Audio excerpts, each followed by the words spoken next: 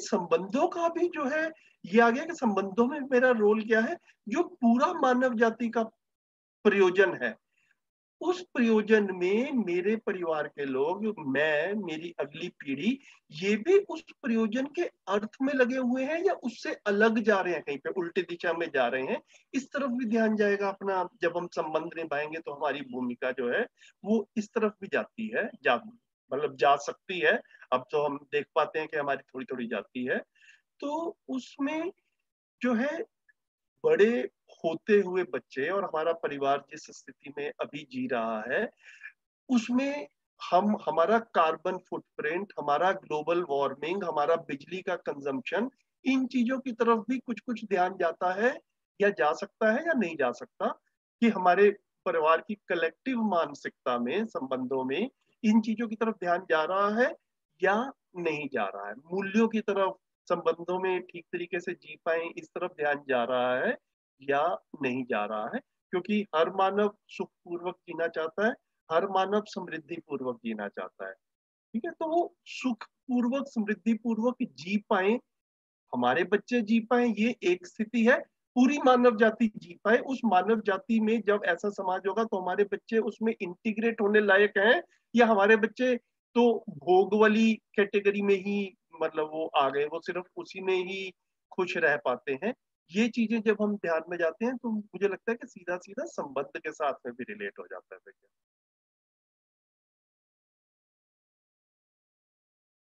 जी भैया, धन्यवाद, thank you.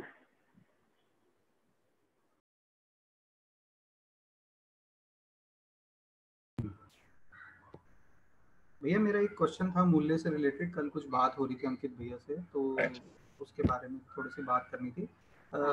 कुछ मूल्य के बारे में बात हुई थी, तो वो ये कह रहे थे कि जैसे सम्मान मूल्य है या कॉम्पिटेंस का मूल्य है, तो उसमें ऐसा होता है कि मूल्य की समझ ना होने से हमारे अंदर जो है उस चीज़ का अभाव होता है, या नासमझी की वजह से जो सम्मान की एक डेफिशिएंसी जो लगती है वो इस वजह से होती है। तो मेरे को भैया इमोशनली इम्बैलेंस होना या एंजाइटी, ये सब चीज़ों का जो है उसका मूल्य में थोड़ा सा जीवन विद्या की तरफ से कुछ बता पाएंगे कि अगर इमोशनली कुछ वो हो रहा है, अपसेटिंग हो रहा है या किसी चीज़ से एंजाइटी हो रही है, तो उसके लिए क्या मूल्य। हाँ, आप आई थिंक मैं क्वेश्चन कन्वे कर पाया। हुआ मैं हूँ, फिर अब जवाब ठीक होगा तो ये प्रमाणित हो जाएगा कि मैं क्वेश्चन समझा था, और नहीं तो फिर आप क्वेश्चन को दूसरे शब्दों में रख देना उस समय। मतलब कि किसी चीज का अभाव तभी होता है जब कहीं पे समझदारी नहीं होती। तो कल यही समझ बनी थी। तो जैसे कि जितने मूल्य हैं उनका समझदारी ना होने के कारण कुछ कुछ, जैसे सम्मान को लेके अभाव हुआ, या फिर सेल्फ पे डाउट हुआ, या फिर तो इसमें ही कुछ इमोशनल इम्बैलेंस, एंजाइटी, ये ऐसी जो चीजें रहती है कई बार चीज को लेके, तो उसको कैसे डील करना, और वो जीवन विद्या में उस चीज के बारे में। तो भैया यहाँ पे ना, तो जीवन विद्या में सबसे, तो एक तो मेरे को ये क्लियरली बिल्कुल ये लगता है कि ये सबसे बड़ी उपलब्धि है जीवन विद्या की भी, और हमारे ऊपर मतलब ऐसा वो वेरीफाई हो जाता है जब मैं अपने में देखता हूँ कि मानव की दो तरह की आवश्यकताएं हैं, है ना। एक भौतिक आवश्यकताएं और एक मन की आवश्यकताएं, जिसको हम भाव की आवश्यकताएं और समझ की आवश्यकताएं, इस दो कैटेगरीज में रख सकते हैं। तो शरीर की आवश्यकताओं से हम सब अवगत थे पहले से भी। मन की आवश्यकताओं का हमारा कुछ कुछ भासाभास होता था, लेकिन उसकी स्पष्टता नहीं थी। तो अब जीवन विद्या में प्रस्ताव के रूप में क्या कहा गया कि मानव शरीर और जीवन का संयुक्त रूप है। ठीक है, इन दोनों का एक दूसरे पर प्रभाव पड़ता है ना। जब शरीर बीमार होता है तो मन के लेवल पे अच्छा नहीं लगता, और जब मन को खराब लग रहा होता है, जैसे जिसको हम hypertension, high BP, anxiety, stress, है ना, इन इस तरह की चीजों से पहचानते हैं। तो ये हो क्या रहा है, ये अपने अंदर कहीं ना कहीं पर मन के लेवल पे डिस्टरबेंस हो रही है ना। कोई हमारी पिटाई नहीं कर रहा है, किसी ने हमको जेल में नहीं बंद किया हुआ है, लेकिन किसी का कुछ व्यवहार ऐसा है, किसी का कुछ शब्द ऐसा है जिससे मैं दबाव में महसूस करता हूँ, विचलित महसूस करता हूँ, स्ट्रेस में महसूस करता हूँ, और फिर वो जो मन की स्थिति है वो शरीर की स्थिति को भी खराब करती है। फिर हमारी heart beat, pulse rate, BP, ये वाली चीजें जो है, ये स्ट्रेस की जो निशानियां हैं जिसको डॉक्टर लोग पहचानते हैं। तो ये शरीर और मन साथ साथ चलते हैं, अविभाज्य हैं। ये इस तरह से हम इसको देख पाते हैं। तो अब भाव की आवश्यकताएं एक दूसरे के साथ में कैसी पूरी की जाए, और ये करनी भी है कि नहीं करनी, और भाव क्या है, ये तो डायरेक्टली जीवन विद्या में इसका कंटेंट जो है वो क्लियरली आ ही रहा है। अभी हम लोग जूझते इन चीजों से हैं कि हमारे को समस्याएं काफी बार बड़ी उम्र के लोगों से होती है ना, हमारी अपनी उम्र के 40-50 साल वाली उम्र के, या इससे बड़े भी, या इसके आसपास। और हम हमें लगता है कि अब इनको भाव के बारे में कैसा समझाया जाए। तो बाबा जी ने इसकी तरफ इशारा ये किया है एग्जिस्टेंशियल रियलिटी के रूप में, कि बच्चा जब तक स्कूल कॉलेज जा रहा होता है तब तक ना उसकी पात्रता बनी रहती है चीजों को समझने के लिए। तब तक वो अपने आप को स्टूडेंट के रूप में पहचानता है ना। उसको लगता है कि मेरा टीचर मेरे से ज्यादा जानता है, मेरे मम्मी पापा मेरे से ज्यादा जानते हैं। तो जितनी भी ये भाव के बारे में भी हमारा कंटेंट है, सूचनाएं हैं, जब हम बच्चे को फिजिक्स पढ़ा रहे होते हैं, जैसे केमिस्ट्री पढ़ा रहे होते हैं, और बच्चा मन लगा के समझ लेता है, उसी समय भाव के बारे में भी बता दिया होता तो अच्छा रहता। क्योंकि होता ये है कि एक बार बच्चा कॉलेज से निकल जाता है, नौकरी करना शुरू करता है, कुछ काम करना शुरू करता है, पैसे कमाना शुरू कर लेता है, उसकी शादी हो जाती है, फिर वो अपने आप को समझदार मान लेता है। तो फिर जब हम उसको कुछ समझाने की कोशिश करते हैं, किसी 30 साल वाले को, 40 साल वाले को, 50 साल वाले को, कि भैया तुम अभी समझे नहीं हो, तो उसको बुरा लगता है। उसको लगता है कि उसका अपमान हो गया, क्योंकि वो अपने आप को समझदार मान के बैठा हुआ है। वो तो अच्छी पोस्ट पे है, अच्छे पैसे कमा रहा है, अच्छे नंबर लेके आया था, तो हमने समाज के एक्सेप्टेड मापदंडों के हिसाब से उसको समझदार माना हुआ है। तो जब हम उसको समझाने जाते हैं, तो हम कह रहे हैं कि तुम्हें समझा रहा हूं, वो अपमानित महसूस कर रहा होता है। काफी बार ऐसा एक कंडीशनिंग सा हो जाता है। कोई कोई रेयरली होते हैं, जैसे हम सब लोग मिलकर बैठे हैं, तो हमने अपने में ये स्वीकार किया कि हमारी अभी समझ पूरी नहीं हुई है और हमें अपनी समझ पे काम करना है।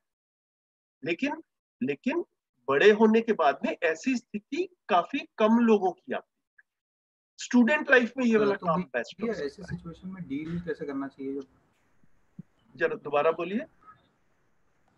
मैं कह रहा हूँ ऐसे सिचुएशन में फिर जब कुछ अपसेटिंग हो या फिर कोई ऐसी चीज हो तो उसको डील कैसे करना चाहिए उस समय। तो या तो मूल्य की समझ होनी चाहिए और इसके लिए मतलब एकदम इसके पैरेलल कोई मूल्य है ऐसा which fits with it। तो भैया तब तक तो जैसे पहले चल रहा था वैसे चला जाए, शरीर का ध्यान रखा जाए, है ना। जैसे हमारे आसपास अगर हमारी उम्र के लोग हैं, हमारे से बड़ी उम्र के लोग हैं, बुजुर्ग हैं, मतलब ऐसा घरों में कई बार मैं देखता भी हूँ कि कुछ कुछ ऐसे इक्वेशन, समीकरण जो है वो ठीक से नहीं चल पाते हैं, है ना। बुजुर्ग अपने आप को समझदार मानकर बैठे रहते हैं, और जो हमारी जनरेशन वाली पीढ़ी है उनको लगता है कि भैया नहीं, इतनी भी समझदारी नहीं है जितनी आप मान के बैठे हो। तो ऐसे में मेरे को, मतलब ये मेरा सिर्फ व्यक्तिगत व्यू है, तो इसमें ऐसा है कि भैया जो जो समय है उसको अपनी अभी तक की जितनी समझ परिवार में बनी है उसके हिसाब से उसके हिसाब से जो ठीक लगता है वो कर लिया जाए, है ना?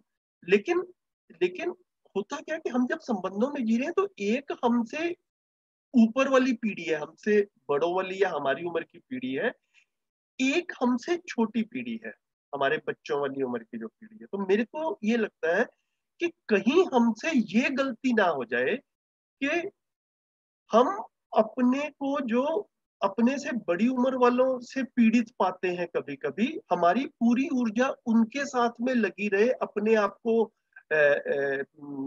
सेटल करने के लिए, और कहीं पे हमारी आने वाली पीढ़ी जो है उनकी तरफ से हमारा ध्यान कम ना हो जाए।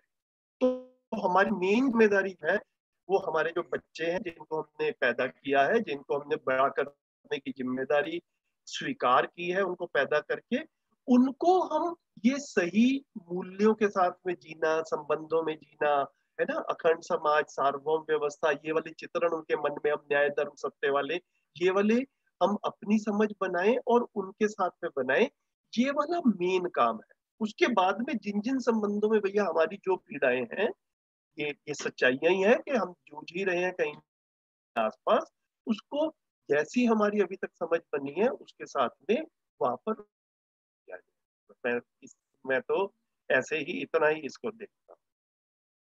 छोटी उम्र वाले बच्चे जो हैं वो हमारे समझाने से समझेंगे, बड़ी उम्र वाले जब तक खुद को नहीं उनको स्वीकार होगा कि मुझे समझना है, हम उनको समझाने के लिए बाध्य नहीं कर सकते, है ना। बच्चे की हम ट्यूशन लगा सकते हैं, हम अपने भाई बहनों की ट्यूशन नहीं लगा सकते अगर अगर वो खुद इस चीज को स्वीकार ना करें।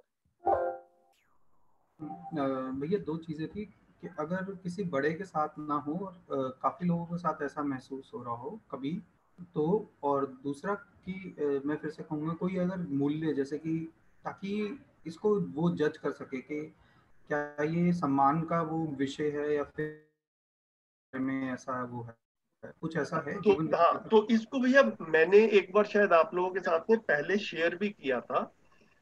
मैंने अपनी एक एक्सेल शीट बनाई थी भैया, जिसमें मैंने 30 नाम लिखे। ऐसा शेयर किया मैंने आपके साथ में कि नहीं किया?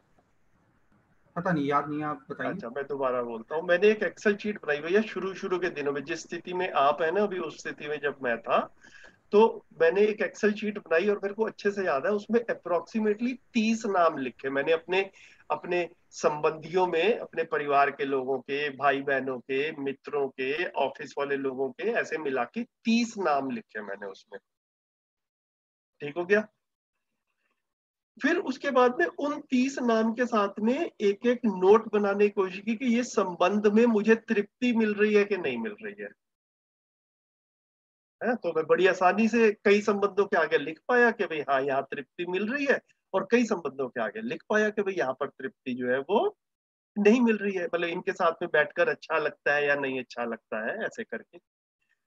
अब जहां जहां पर तृप्ति नहीं मिल रही है वहां वहां पर फिर मैंने जो ये मूल्यों वाली है ना, संबंधों में मूल्यों वाली लिस्ट, ये सामने रखी और ये देखा कि इनमें से कौन सा मूल्य जो है वो यहाँ पर ठीक तरीके से परस्परता में नहीं आ रहा है, जिसकी वजह से संबंध में तृप्ति नहीं मिल रही है।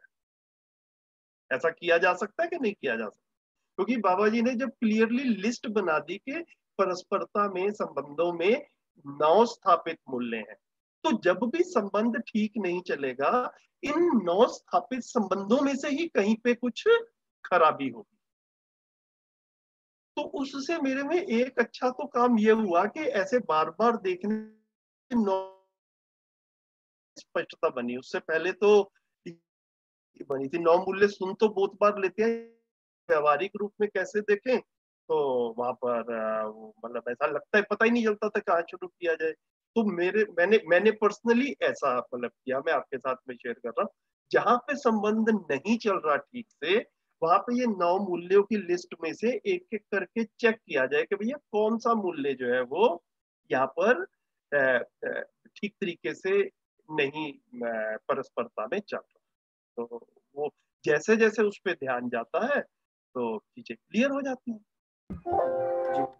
है ना। तो फिर एक बार पकड़ में आ गया, जैसे होता है ना, हम कुछ दिन पहले इसी में पढ़ रहे थे कि बाबा जी आयुर्वेद के वो थे, तो नब्ज देखते थे, नाड़ी देखते थे, तो एक बार पकड़ में आ जाए कि भैया बीमारी कहाँ पे है, तो यहाँ पर मन वाली सारी बीमारियां जो है वो मूल्यों में है, परस्परता में अगर जो संबंधों की है, तो उसको देख लिया जाए। तो फिर उसके बाद में देखा जाए कि भैया अब इस पे कुछ काम करने की मेरी स्थिति बन रही है या नहीं बन रही, और साथ साथ मूल्य क्लियर भी हो जाते हैं, और फिर बड़ी क्लियरली देख पाते हैं हम कि जहां जहां पर संबंधों में तृप्ति पूर्वक जी रहा हूं, वहां वहां पर इन संबंधों का निर्वाह अच्छे से हो पा रहा है, दोनों तरफ से, है ना। मैं अपने मित्र पे विश्वास करता हूं और मेरा मित्र मेरे पे विश्वास करता है, तो संबंध अच्छे से चलता है, वन साइडेड नहीं चलता है। तो मतलब ये ऐसे करके जब आप थोड़ा सा देखेंगे तो मूल्यों की भी स्पष्टता बनेगी, और संबंधों में क्या हो रहा है उसको भी हम अच्छे से थोड़ा सा जांच पड़ताल कर पाएंगे। कल ऐसा मैंने किया, आप कोई और तरीका भी अपना सकते हैं। नहीं भैया, ठीक है, तो आई थिंक ये प्रैक्टिकल वो है वे है, और मैं भी शायद इसी तरीके से ही शुरू करूंगा। और ये बात बिल्कुल आपने सही कही कि इससे मूल्य की समझ जो है, क्लैरिटी पूरी बन जाएगी। हाँ जी। क्योंकि अभी जो है मूल्य मेरे लिए तो, मेरे को तो सही बताऊं, 9 नाम भी नहीं याद, पहली हम्म चीज। दूसरी चीज हम्म के जो नाम याद है उनकी हम्म डेफिनेशन हम्म भी याद नहीं है, तो समझ क्या होगी उसके बारे में तो बात ही हम्म है। हम्म। ये जो है ये एक बहुत हम्म। क्रिटिकल पॉइंट है। फिर अभाव का जो जो स्थिति है ना, जो नाड़ी जो पकड़नी है वो पकड़ ही जाए।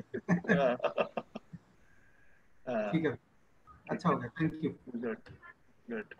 और बताइए,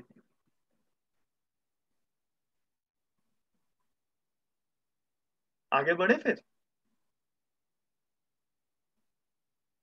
जी जी।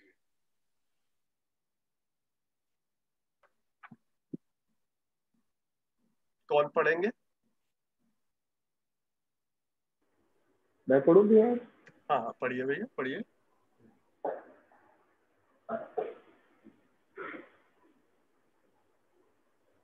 परिवार में, हर आदमी में, हर बच्चे में, ये अच्छा मैं सॉरी बता रहा हूँ, 77 नंबर पे लास्ट लाइन। परिवार में, आदमी में, हर बच्चे में समझदारी का सूत्र देना ही शिक्षा संस्कार व्यवस्था है।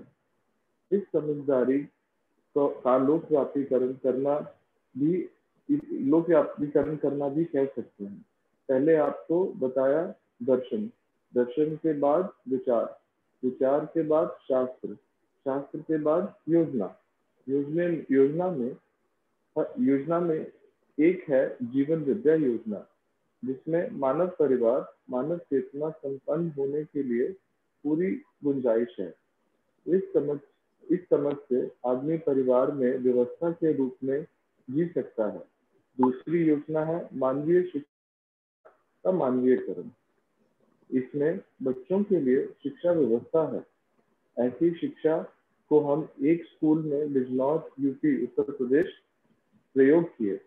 यहाँ यह 5 वर्ष का अनुभव है।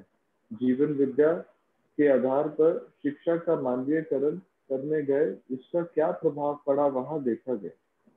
लोग कहते रहे हैं कि विद्यार्थियों के ऊपर वातावरण का प्रभाव पड़ता है, जैसे हम जिसे हम नकारते रहे। यदि वातावरण का प्रभाव पड़ता तो हम अनुसंधान कैसे कर पाते। इस स्कूल से यह प्रमाण मिलने लगा है कि बच्चों का प्रभाव परिवार पर एवं उनके परिवार वालों का प्रभाव वातावरण पर पड़ने लगा है। बच्चे जीवन के रूप में अपने को पहचानने लगे और व्यवस्था में जीना अति आवश्यक है इसे स्वीकारने लगे। इसके फलस्वरूप बहुत से बच्चे टीवी, व्यर्थ वार्तालाप आदि में अरुचि दिखाए जाने वाली चीजों का मूल्यांकन करने लगे और यह सब निसार है ऐसा समझने लगे। साथ साथ ही गांव में एक परिवार में दूसरी परिवार के साथ बैर भाव था, मारपीट, मुकदमा होता था। वह भी धीरे धीरे शमन होने लगा। अब उन गांव में जानकारी के अनुसार झगड़ा झंझट कम हो गया है। इसी को हम कहते हैं बच्चों का आचरण रूपी वातावरण का प्रभाव पड़ा। और इसी के अनुसार हम कहते हैं कि इस शिक्षा में दमखम है। शिक्षा के मानवीयकरण में हम विज्ञान के साथ चैतन्य पक्ष का अध्ययन करेंगे। चैतन्य पक्ष के अध्ययन का मतलब है जीवन, जीवन जागृति का अध्ययन करें। रासायनिक भौतिक रचना विरचना का अध्ययन करेंगे। मानव के लिए रचना विरचना में पूरकता तथा मानव इस संसार के लिए कैसे पूरक, कैसे उपयोगी होगा, यह अध्ययन कराएंगे। इसके साथ ही वैकल्पात्मक दर्शन शास्त्र में क्रिया पक्ष का अध्ययन कराएंगे। क्रिया पक्ष का अर्थ है मानव की समझदारी के लिए दर्शन है।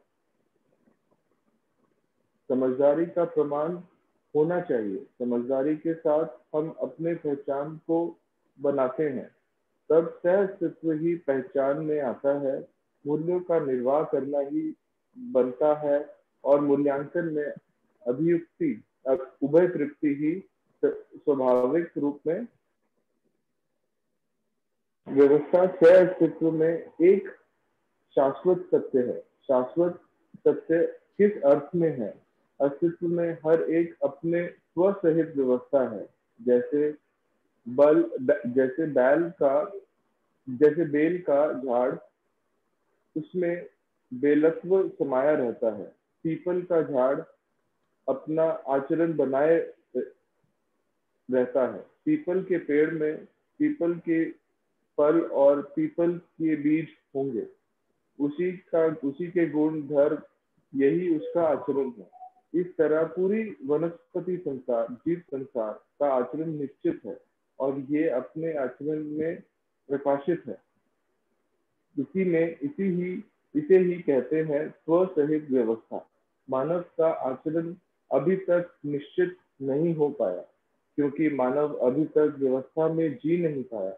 अभी तक हम व्यवस्था नहीं पाए हैं, किंतु व्यवस्था की जरूरत है। यहाँ पर आ गए हैं।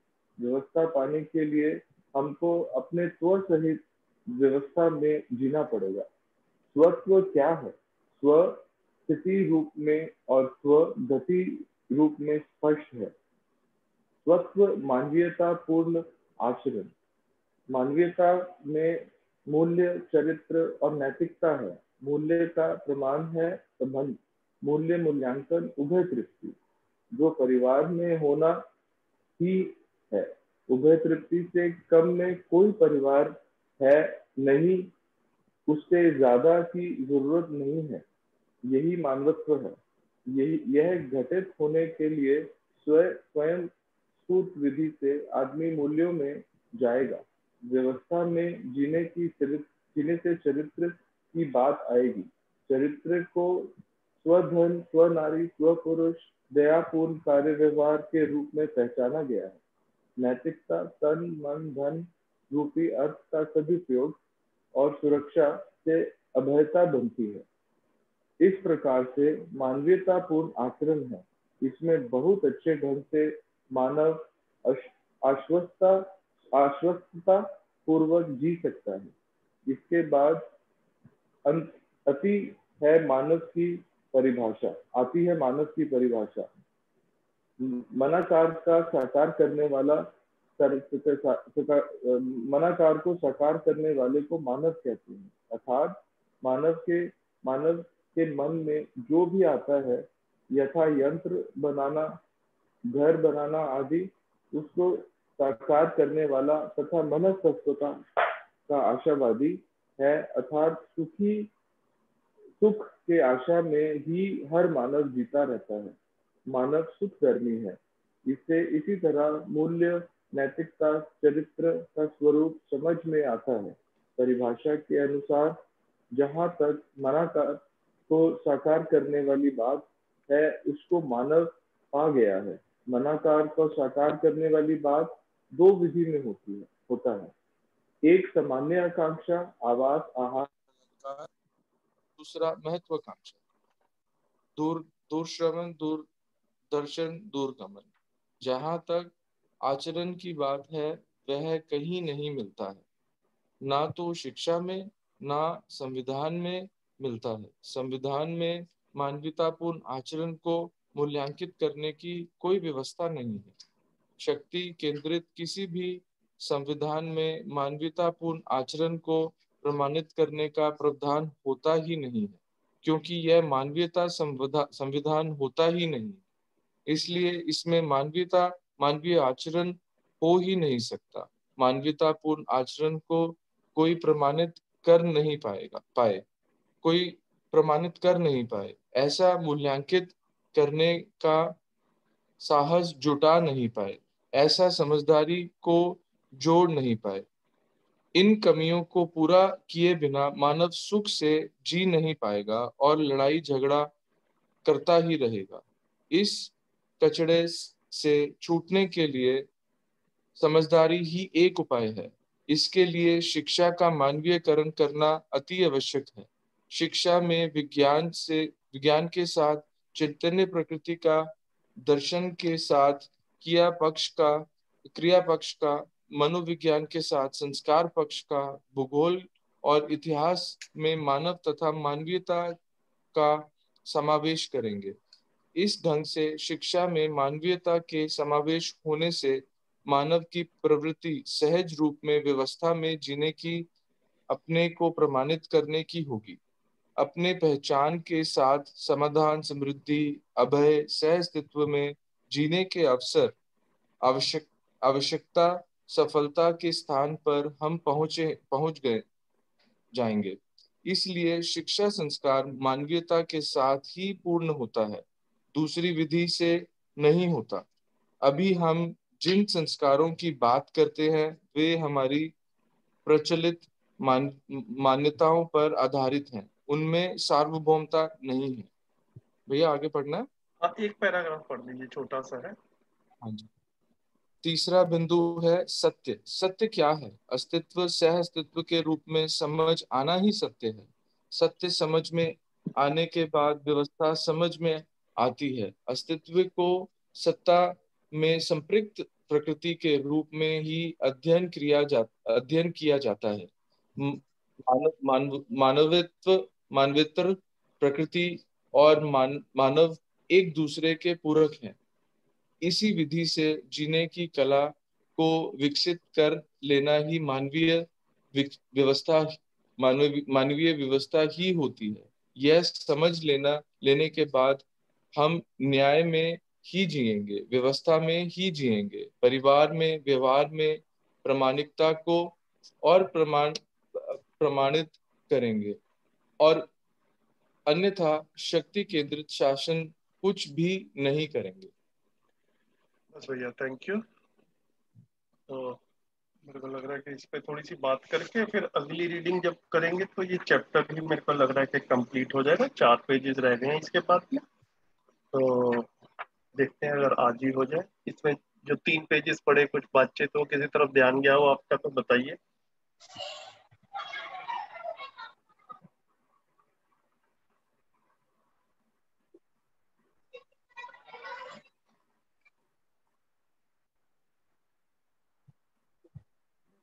मेरा जो ध्यान गया, पता नहीं पहले ये बात आई है कि नहीं आई, तो यहाँ पर ना मानव की परिभाषा दी है इस ऐसे बात करते हुए आदरणीय नागराज जी ने। तो ये जो इन्वर्टेड कॉमर्स में दिया है, मानव मनाकार को साकार करने वाले को मानव कहते हैं, ये आधी परिभाषा है। मतलब समझाते हुए कई बार फ्लो में शब्दों में ऐसे निकलता है।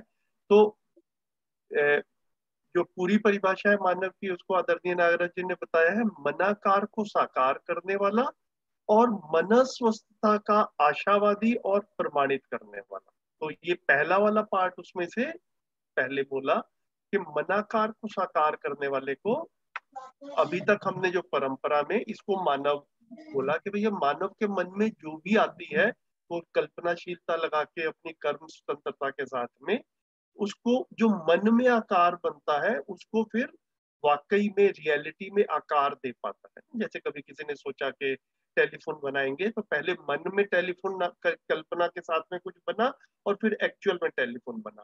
पहले मन में हवाई जहाज का कुछ कल्पना बनाया और फिर एक्चुअल में हवाई जहाज बनाया। तो मनाकार को साकार करने वाला काम मानव जो है वो लंबे समय से कर रहा है।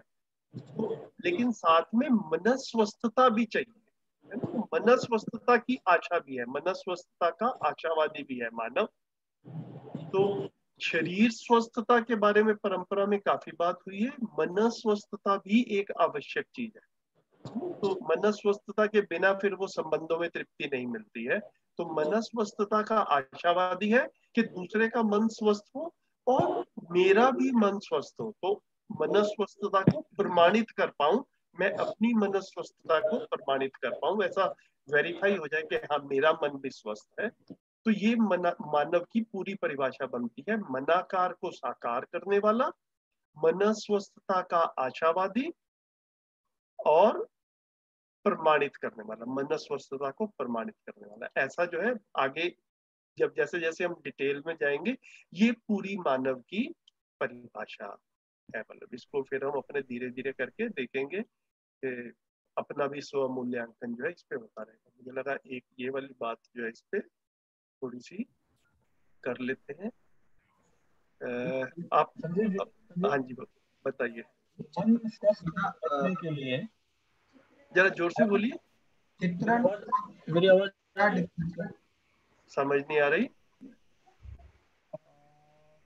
मैं कह रहा हूँ चित्रण बनाना या फिर मनाकार करना या उस चीज के बारे में सोचना, उसमें क्या डिफरेंस है? चित्रण ये है क्या मनाकार करना? नहीं, तो मनाकार को साकार, साकार मतलब उसकी एक रियल शेप दे पाना, जैसे हवाई जहाज बना लेना, तो है ना। चित्रण क्या हुआ भैया?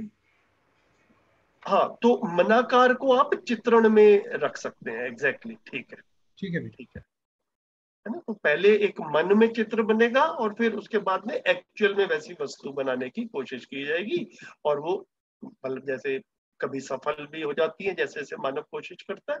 तो मनाकार को साकार करने की कोशिश जो है वो इतिहास में शुरू से ही रही है मानव।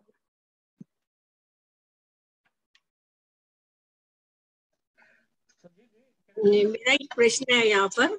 हाँ जी, हाँ जी, बताइए जी।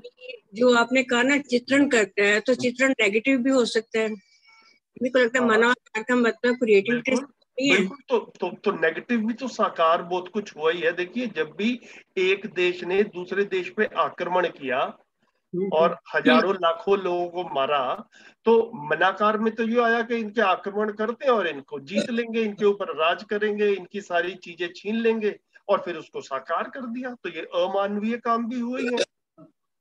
ठीक ठीक, राइट। थिंकिंग में तो आएगी, है ना। हाँ जी, ठीक है। बिल्कुल है। तो पहले थिंकिंग में आया, फिर उसको कर दिया। ठीक, थैंक यू। हाँ जी, तो भैया इसमें जैसे जो लोग अत्याचार करते हैं दूसरों पर, तो जैसे मन स्वस्थता तो उनमें प्रमाणित नहीं होती ना फिर, बिल्कुल मतलब। बिल्कुल बिल्कुल बिल्कुल। नमस्ते भैया। नमस्ते नमस्ते। मैं विनीता। हाँ जी, हाँ जी, इस नमस्ते बारे दीदी। में मेरे को थोड़ा सा एक ख्याल आ रहा था, जैसे हम बात कर रहे हैं मनाकार को साकार करने वाला और मनस्वस्थता का आशावादी। तो जब हम बात करते हैं मनाकार को, तो हम बात कर रहे हैं कि ज्यादातर 4.5 क्रियाओं में जीता हुआ मानव, क्योंकि उसको कल्पनाशीलता में ही जी रहा है, और उसमें जो कुछ भी उसके दिमाग में आएगा, जो कुछ भी आएगा, तो उसको अपने हिसाब से जो जितना भी वो विश्लेषण करके तुलन करके और अपने चित्रण में जो आएगा उसको साकार करने का। लेकिन उसमें एक मनस्वस्थता का आशावादी, मतलब उसमें एक प्यास जरूर है, एक जागृति की, कि वो कुछ उससे ज्यादा पा पाए। तो मतलब कल्पनाशीलता से संज्ञानशीलता की प्यास जरूर बनी रहती हमेशा, लेकिन फिर वो उसके बाद में वहां तक पहुंचने के लिए उसको अपने ऊपर काम करना पड़ता है। बस हाँ, ये बिल्कुल, उसका रास्ता स्पष्ट नहीं है उसके पास। रास्ता स्पष्ट, हाँ, पर एक ना आशा उसके पास स्पष्ट है, ना परंपरा में स्पष्ट है। प्रश्न, हाँ। बिल्कुल ठीक, बिल्कुल ठीक दीदी, बिल्कुल ठीक रखा।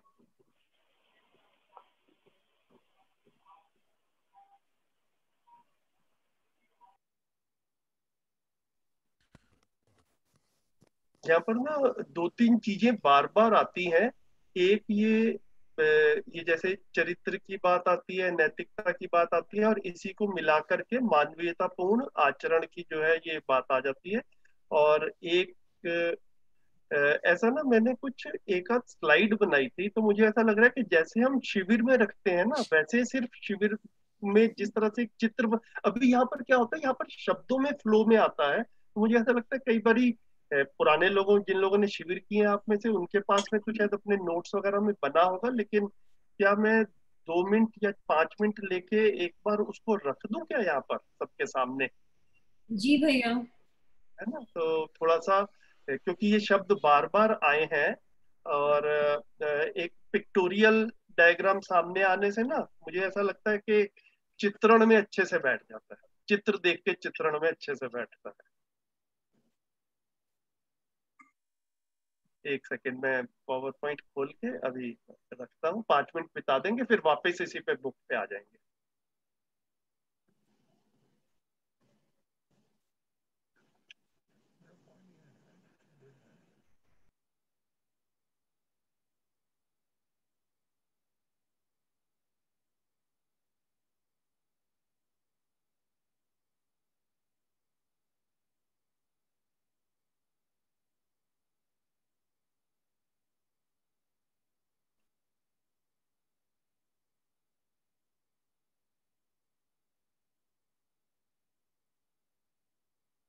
हाँ जी, दिख रही है स्क्रीन? जी दिख रही है।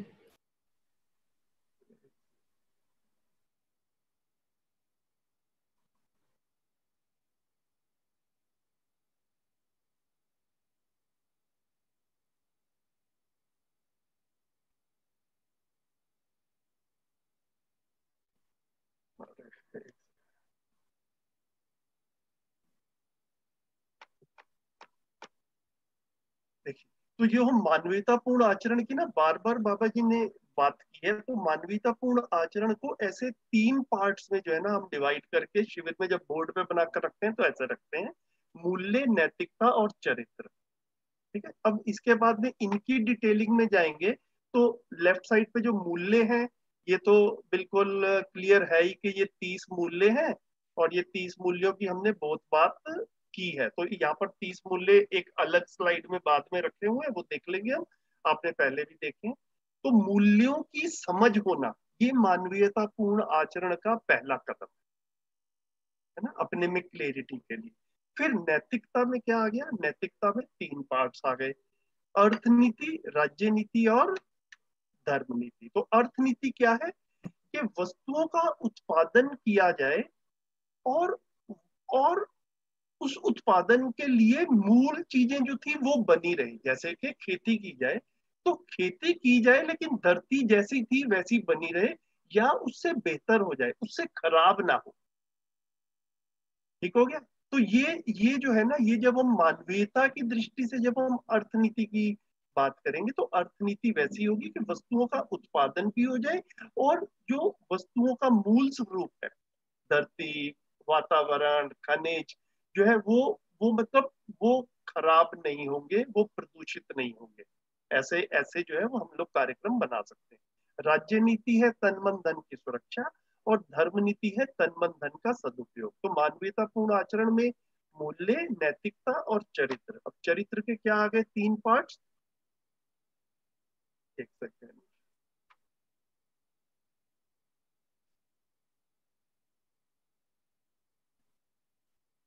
तक क्यों गया, आगे नहीं बढ़ रहा?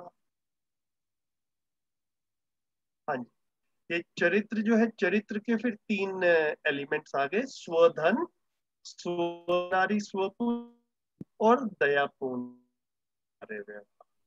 तो ऐसे करके मानवीयतापूर्ण आचरण को मूल्य, नैतिकता और चरित्र, इन 3 डायमेंशंस में जो है वो बांटा गया।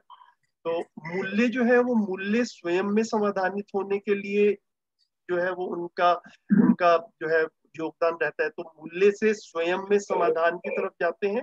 चरित्र जो है वो समाज में सही तरीके से जीने के काम में आएगा, और नैतिकता जो है वो व्यवस्था के अर्थ में। तो मूल्य जो है वो मानव, जिसको परिवार मानव कह रहे हैं। बाबा जी ने ना 3 शब्द और भी यूज किए हैं, कहीं ना कहीं पर इसी परिचय शिविर में आए हैं: परिवार मानव, समाज मानव और व्यवस्था मानव। तो मूल्यों के साथ में परिवार मानव, चरित्र के साथ में समाज मानव, और नैतिकता के साथ में व्यवस्था मानव। इस तरह से जो है ये 3 चीज भी रिलेट हो जाती है। तो समझदार आदमी भी अपना कार्य क्षेत्र कहाँ तक फैलाता है, अपनी अपनी ऊर्जा के अनुसार, अपनी अपनी परिस्थितियों के अनुसार। कोई व्यक्ति परिवार की सीमा में अपनी समझदारी से काम करेगा, कोई व्यक्ति समाज की सीमा में अपनी समझदारी से काम करेगा, कोई पूरी व्यवस्था तक अपने को फैलाएगा। तो परिवार मानव मूल्यों के साथ, समाज मानव चरित्र के साथ, और व्यवस्था मानव नैतिकता के साथ, ये इस तरह से भी दर्शन में लिंकेज किया है। ये जो है इन तीनों को मानवीयतापूर्ण आचरण जो है, ये आदरणीय नागराज जी बार बार यहाँ मतलब जिक्र आ ही रहा है पुस्तक में। मुझे लगा एक स्लाइड के रूप में भी हम थोड़ा सा देख लें तो थोड़ी क्लियरिटी बनेगी। वापस चले पुस्तक पे। संजीव जी, स्वनारी और स्वपुरुष का क्या मतलब है? यह स्वनारी स्वपुरुष का मतलब ये है कि समाज द्वारा जो जो एक्सेप्टेड मापदंड है उसमें प्योरिटी इन मैरिटल रिलेशनशिप्स, उसको जो है स्वनारी स्वपुरुष कह रहे हैं। ओके। ठीक है, तो ये जो है ये इसको चरित्र का या कैरेक्टर का जो है एक पार्ट माना गया। स्वधन मतलब अब धन वाला पार्ट जो है उसकी क्लियरिटी हो, स्वनारी स्व पुरुष जो है उसमें स्त्री पुरुष संबंध के बारे में अपनी क्लियरिटी हो, और फिर दयापूर्ण कार्य व्यवहार। दयापूर्ण जो है कार्य व्यवहार का जो एक सूत्र हम शुरू से पढ़ रहे हैं ना, जीने दो और जियो, वो सीधा यहाँ पर फिट होता है। जीने दो और जियो, वो दयापूर्ण कार्य व्यवहार। तो ये इन तीनों को मिला करके चरित्र बोल रहे हैं भैया जी। थैंक यू भैया। जैसे जो ये सारे मूल्य हैं ये दयापूर्ण कार्य व्यवहार में ही समाहित हो जाते हैं ना? हाँ, उनका जीने में जब आएगा तो ऐसे ही आएगा दीदी, वो तो ठीक है। तो और मूल्य जो थे ये हमने देखे ही हैं, ये इस तरह, ये वाली स्लाइड्स आपके पास में है ही, 30 मूल्य हैं। 30 मूल्यों में से जो ये बीच वाली टेबल पे 18 मूल्य हैं, ये संबंधों के मूल्य हैं। राइट साइड पे 2 जो है ये भौतिक रासायनिक वस्तुओं में वस्तु मूल्य है, और पहले वाले 10 जो है लेफ्ट साइड में, ये स्वयं में है। इस तरह से इनको हम देख पाते हैं।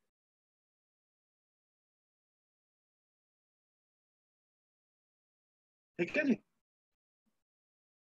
तो ये मेरा मन था ऐसा कि मानवीयतापूर्ण आचरण को अब जिस तरह से शिविर में रखते हैं, मतलब उस तरह से भी एक बार हम देख लें। बाकी फ्लो में तो आ ही रहा है, जैसे जैसे बाबा जी जो है शिविर में अपना बोल रहे हैं वो हम पढ़ ही रहे हैं। संजीव जी, जैसे हमने यहाँ पे बात करी कि मना स्वस्थता का आशावादी है मानव। हाँ जी, हाँ जी। तो मतलब इच्छा है कि हमारा मन स्वस्थ रहे, ये यहाँ पर ये बात कह रहे हैं। अब हम बात करते हैं प्रैक्टिकलिटी की। तो प्रैक्टिकलिटी में हमारे इर्द गिर्द इतनी नेगेटिविटी है कि हम उससे इफेक्ट हो ही जाते हैं। तो क्या हम अपने स्वस्थ को, अपने मन को स्वस्थ रखने के लिए क्या हम ये कर सकते हैं कि हम उस नेगेटिविटी से अपने आप को मतलब काट लें या उस तरफ ना जाएं? अभी तक तो भैया, अभी तक तो ना जिंदगी में ऐसा ही होता जाता था कि जहां जहां पर नेगेटिविटी दिखती थी आदमी वहां से दूर भागता था। ठीक है, मतलब मैं भी अपने में ऐसा ही देख पाता था जब तक मेरा इस तरफ ध्यान नहीं गया था पिछले 5-6 साल में। तो अभी ना ऐसा ऐसा दिखता है भैया कि संबंधों में ही जी रहे हैं, हर व्यक्ति के साथ में संबंध है, और जहां से नेगेटिविटी आ रही है वहां पर भी संबंध तो है ही, जो है वो क्या बनता है संबंध में। तो अगर मेरा बच्चा है, सपोज कीजिए, और बच्चा समझदार नहीं है और उसकी तरफ से नेगेटिविटी आ रही है, तो मैं बच्चे से दूर भागता हूं या बच्चे को राइट डायरेक्शन दिखाने की कोशिश करता हूं। तो एकदम से ध्यान जाता है कि यार अपना बच्चा है, तो बच्चे को तो हम पूरी एड़ी चोटी का जोर लगाते हैं और कोशिश करते हैं कि इसको राइट डायरेक्शन दी जाए। हम उसकी नेगेटिविटी से अपने आप को प्रभावित होने वाली साइड पे ब्लॉक लगाते हैं, थोड़ा सा अपना एक रोकते हैं कि उस नेगेटिविटी को मैं अपने तक नहीं आने दूंगा, और खुद अपनी तरफ से जो है वो उसको सही मार्गदर्शन दूंगा।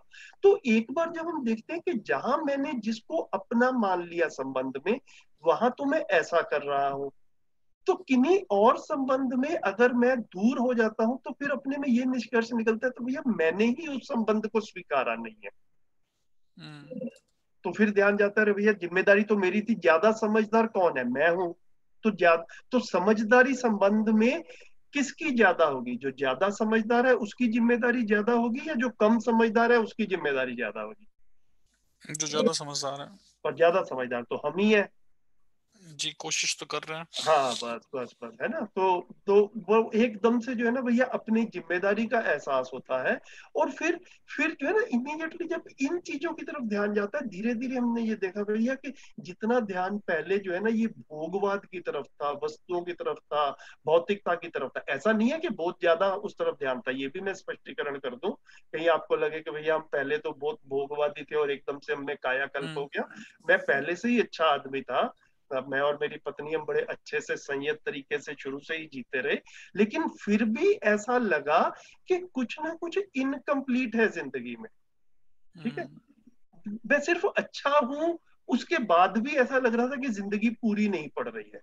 तो यहाँ पर कंटेंट में ना भैया एकदम से ऐसा क्लियर हुआ कि जो प्रयोजन था ना, वो प्रयोजन की स्पष्टता हुई कि हमारी इस अस्तित्व में, इस धरती पे, इस देश में, इस शहर में, अपने परिवार में, संबंधों में हमारी भूमिका क्या है।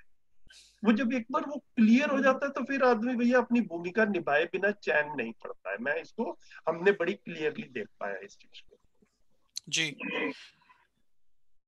और जहां पर वो असहाय है, जहां पर वो नहीं अफेक्ट कर सकता, वहां पर उसको मतलब उसको कैसे डील करना चाहिए? भैया इसको भी मैं तो इस तरह से देखता हूँ कि अभी हम ना ये मानसिकता वाले पार्ट के ऊपर ही ज्यादा पीड़ित हैं, तो मानसिकता वाले पार्ट को जरा सा छोड़ देते हैं जी एक बार ना शारीरिक स्वस्थता की तरफ आ जाएं। जी। तो जैसे परिवार में अगर किसी के शरीर को कोई ऐसा रोग लग जाए कि भैया वो ठीक ही नहीं हो सकता, तो हम क्या करते हैं? We live with that. We live with that. Exactly. ठीक है।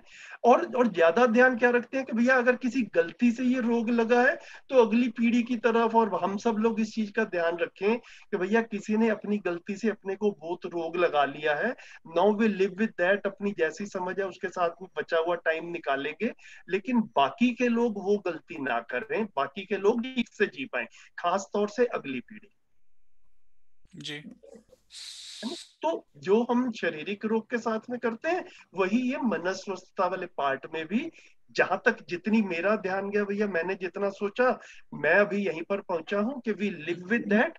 उसमें जो हम बेस्ट करने की कोशिश कर सकते हैं वो करते रहें, रिजल्ट आ जाए तो बहुत बढ़िया, और ना आए तो जैसा चल रहा है वैसे चलाया जाए, और अगली पीढ़ी के साथ में जम के काम किया जाए। जी बढ़िया हो गया जी। और बताइए। बढ़िया हो गया जी।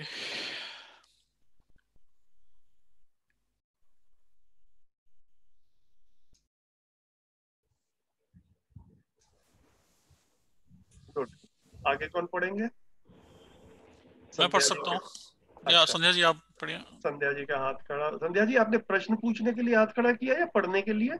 नहीं, मैं आगे पढ़ती हूँ भैया। हाँ पढ़िए पढ़िए, बढ़िया। मेरी आवाज आ रही है भैया? बिल्कुल क्लियर आ रही है। ठीक है भैया। इस ढंग से आश्वस्त, विश्वस्त, समृद्धि सहज स्थिति में पहुंचते हैं। अभी हमें विज्ञान यह कहकर पढ़ाया जाता है कि जो भी है अव्यवस्था है, अनिश्चित है। इसे पढ़ने के फलस्वरूप हर विद्यार्थी अपने को अव्यवस्था में होना स्वीकार लेते हैं, फलस्वरूप अव्यवस्था को फैलाने में भागीदारी करता है। इसका उदाहरण ये पूरी धरती बीमार है। इस धरती में ताप बढ़ रहा है। कारण क्या है? धरती के अंदर से खनिज, कोयला, तेल निकालने से ताप बढ़ रहा है। कैसे बढ़ गई, क्यों बढ़ गई, ये वो भी जानते हैं, हम भी जानते हैं। कोयला और तेल ही ऐसे पदार्थ हैं जो ताप को अपने में हजम करते हैं। धरती में ताप को हजम करने वाले पदार्थ को निकाल लिया तो धरती का ताप बढ़ना ही है। ताप बढ़ने से क्या हुआ? समुद्र का जल स्तर बढ़ने लगा। पानी का स्तर कितना बढ़ सकता है? तो हम जहां बैठे हैं वहां से 200-300 फीट ऊंचा पानी हो सकता है। कुछ पर्वतों की चोटियां बचती हैं। इस ढंग से हम फंस गए। इसको ठीक करने के लिए सब बड़े बड़े देश मिलकर आह्वान करते हैं कि आओ सब मिलकर ठीक करें, और शुरुआत किसने किया यह इतिहास स्पष्ट करता है। बिना समझे ईंधन के लिए कोयला और तेल पदार्थ उपयोग किया, यह धरती के साथ हुई ज्यादती है, और इसकी भरपाई आगे होगी कि नहीं, इस ज्यादती के रुकने के बाद ही इसका परीक्षण होगा। यह कैसे रुकेगा, इसके बारे में आगे बात करेंगे। धरती पर मानव अधिक व कम तापमान में भी जीना प्रमाणित है। यह अंतर नापना भी संभव हो गया है। इतने तापमान अंतर में रहने वाले आदमियों के शरीर का तापमान एक ही रहता है। ऐसा क्यों? बाहर के ताप अधिक और कम होने से भी शरीर के ताप को संतुलित बनाए रखने के लिए शरीर में वह सब द्रव्य है। इसी प्रकार धरती के ताप को भी संतुलित बनाए रखने के लिए धरती के अंदर खनिज, कोयला और तेल पदार्थ हैं। तो अब मुद्दा यह है कि खनिज, कोयला और तेल को निकाले जाने से रोका कैसे जाए। एक उपाय है, हमारी धरती पर इतनी नदियां बहती हैं जिनकी प्रवाह शक्ति से धरती पर जितनी बिजली की आवश्यकता है उससे 50 गुनी बिजली उपलब्ध हो सकती है। इसके लिए प्रवाह बल से बिजली पैदा करने वाले संयंत्र को बनाने की आवश्यकता है। दूसरे कुछ यंत्र ऐसे हैं जो तेल से ही चलेंगे। ऐसे यंत्रों के लिए वनस्पति तेल से चलने वाले इंजन बनाने होंगे। इसके लिए धरती पर तैलीय वनस्पति होती है और अधिकाधिक मात्रा में उसे उगाया जा सकता है, ऐसा मैं सोचता हूँ। सौर ईंधन की ओर लोगों का ध्यान है ही और अधिकाधिक आतुरता से ध्यान देने की आवश्यकता है। सौर ईंधन को और भी व्यवहारिक यंत्रों संयंत्रों में उपयोग लाने की जरूरत है। इस तरह से धरती पर जितनी ऊर्जा की आवश्यकता है उससे ज्यादा ऊर्जा धरती की सतह पर उपलब्ध होने की बात समझ में आती है। इस तरह से कोयला और पेट्रोलियम का उपयोग बंद किया जाए, उसके स्थान पर वनस्पति तेल, प्रवाह शक्ति, तरंग, वायु और सूर्य ताप का उपयोग किया जा सकता है। उसके पश्चात यह परीक्षण किया जा सकेगा कि अभी तक जो गड्ढे किए गए हैं उसे धरती स्वयं पाटने में कितनी सक्षम है। तीसरे, एक और तलवार मानव पर लटक रही है। इस धरती पर जब भी पानी बनने की घटना हुई होगी, ऐसी घटना के मूल में यदि शोध किया जाए तो ब्रह्मांडीय किरणों के संयोग से यह घटना घटित हुई है। ब्रह्मांडीय किरणें ही इस घटना का एकमात्र स्रोत है। अब इसकी निरंतरता बन चुकी है।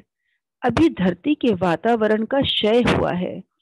इससे ऐसी संभावना बन सकती है कि वही ब्रह्मांडीय किरणें यदि विपरीत विधि से प्रभाव डालें तो धरती पर से पानी समाप्त हो सकता है। जिस स्रोत से धरती का आवरण क्षतिग्रस्त हुआ है, विज्ञानी उसे पता लगा लिए हैं। केवल स्रोत पता लगाने से तो क्षति ठीक होगी नहीं।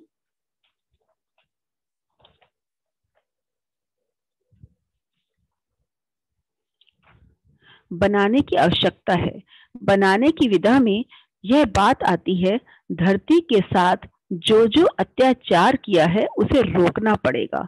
खनिज तेल, कोयला और विषाक्त गैसों और तरल पदार्थों को जो मानव ने युद्ध की सामग्री के लिए बनाया है, उसी से धरती का सुरक्षा कवच क्षतिग्रस्त हुआ, ऐसा पेपर में पढ़ने में आता है। यदि यह सच्चाई है तो इन सब प्रक्रियाओं को रोकना होगा जिससे धरती का वातावरण क्षतिग्रस्त होता है। मानव क्षतिग्रस्त करने के बाद क्षतिपूर्ति का उपाय भी सोचता है, करता है। यह बहुत बड़ा गुण है, जबकि अन्य जीवों में ऐसा नहीं होता। किंतु धरती की क्षतिपूर्ति के लिए मानव ने अभी तक कोई कार्य नहीं किया, बल्कि हर दिन और बिगड़ाव देखने को मिलता है। कब तक करेंगे? कभी कभी इस बिगड़ाव को ठीक करने के बारे में कुछ करेंगे।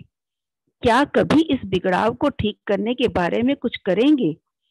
धरती मानव को सुरक्षित विधि से जीने का विधान बनाती रही है, किंतु मानव ने अपनी बुद्धि से सारी धरती के सारे विद्रोह किया, धरती पर आक्रमण तथा शोषण किया।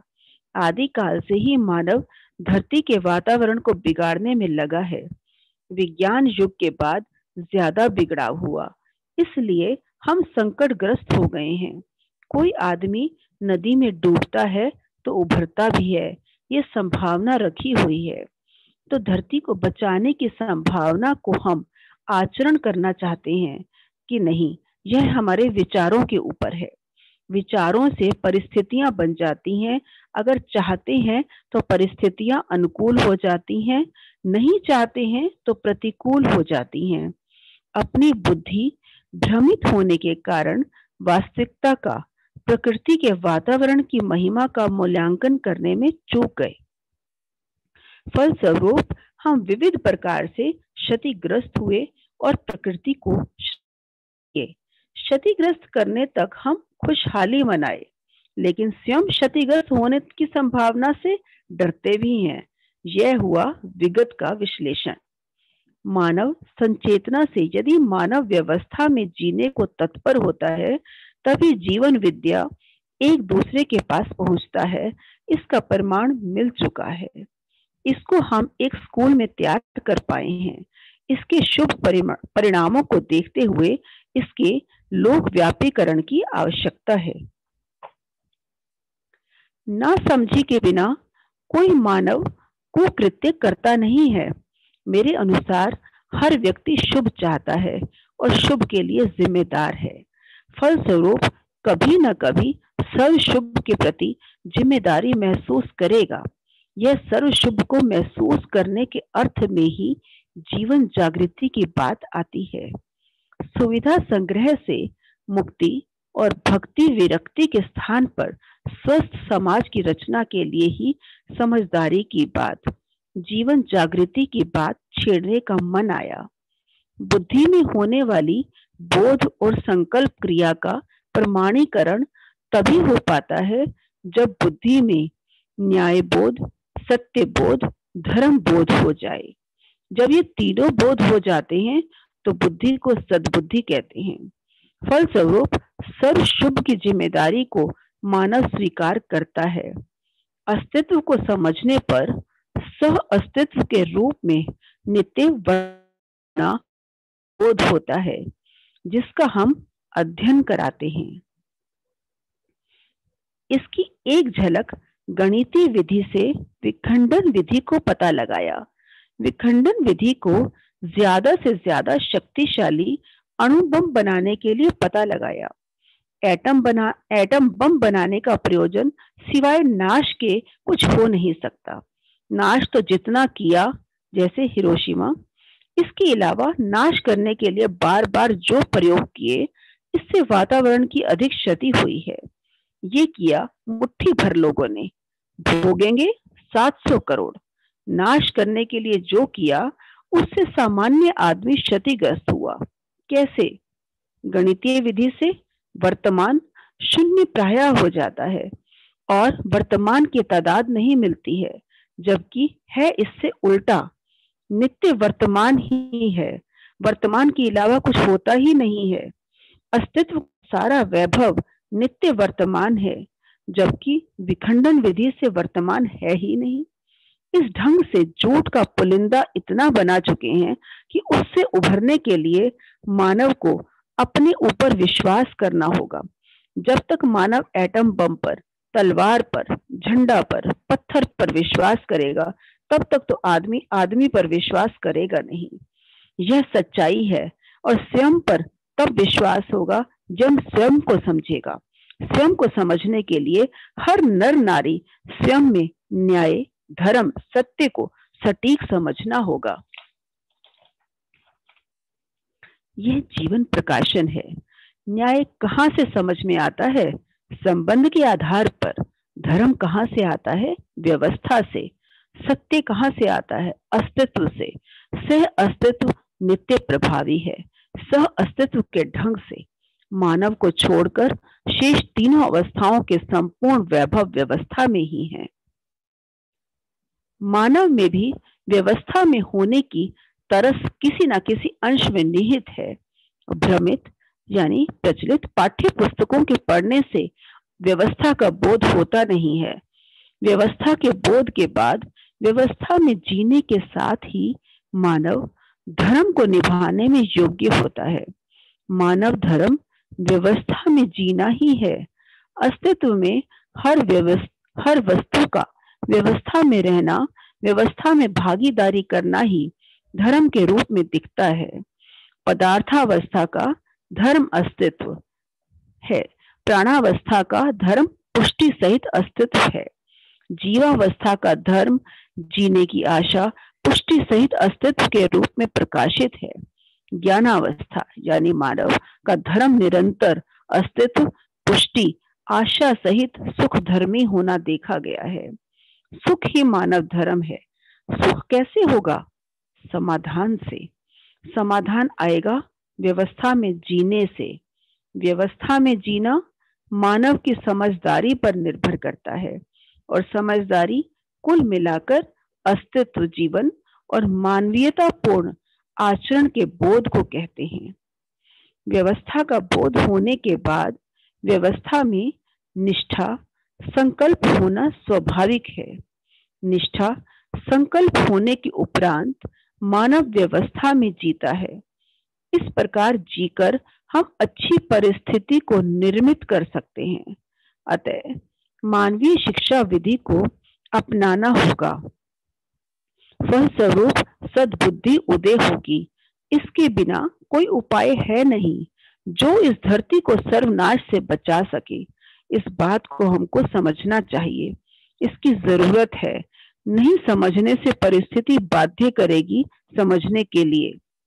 इस तरह धर्म में जीना अर्थात समाधान, समृद्धि, अभय, सह अस्तित्व, सहज प्रमाण पूर्वक सार्वभौम व्यवस्था में जीना, अखंड समाज व्यवस्था में जीना है। इस विधि से मानव की सार्वभौम व्यवस्था ही मानवत्व होने को मैंने देखा है। मानव जाति एक, कर्म अनेक, मानव धर्म एक, समाधान अनेक। मानव अनेक प्रकार की कर्म कर सकता है सुखी रहने के लिए। अनेक कर्म गलत कार्य जैसे कपड़े का काम, मिट्टी का काम, फसल का काम आदि। जब तक मानव को एक जाति के रूप में पहचानेगा नहीं, तब तक मानव के साथ शुभ कार्य किया भी कैसे जा सकता। मानव के लिए यह स्वाभाविक है कि वह अनेक कार्य करेगा। अनेक कार्य का मतलब उत्पादन कार्य से है। मानव जाति एक होना हम इस तरह स्वीकार करते हैं कि मानव का उद्देश्य एक ही है, समृद्ध होना, समाधानित होना, अभय होना और निरंतर प्रमाणित करना सह अस्तित्व को। इन उद्देश्यों को पूरा करने के लिए जो कार्यक्रम बनाते हैं उसका आधार मानव जाति, मानव धर्म एक पर ही बनता है। सुखी होने का रास्ता जो है उसी का नाम है धर्म यानी व्यवस्था। एक देश काल में समझदार होकर व्यवस्था को प्रमाणित कर पाते हैं तो इसे हर देश काल में प्रमाणित कर सकते हैं। यही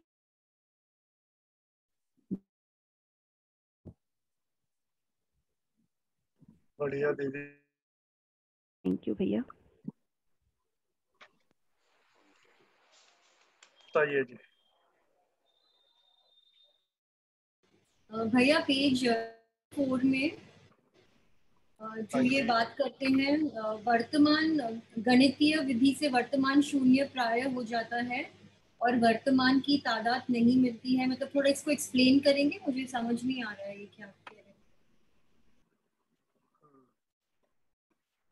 इसको ना दीदी ऐसे देख सकते हैं कि मैं जैसे देखता हूँ आज से 50 नहीं तो 60-70 साल पहले तक ना, जब ओलंपिक गेम्स वगैरह होते थे तो उसमें जैसे 100 मीटर्स 200 मीटर्स इनकी जब रेस लगती थी, मेरे को ध्यान भी है शायद जब ये मिल्खा सिंह की जो मूवी बनी थी या मिल्खा सिंह ने जब रोम ओलंपिक्स में वर्ल्ड रिकॉर्ड तोड़ा था, तो उस टाइम डेसिमल के एक प्लेस तक जो है ना, मतलब 1 प्लेस आफ्टर डेसिमल, उतने तक समय की गिनती होती थी सेकंड्स में।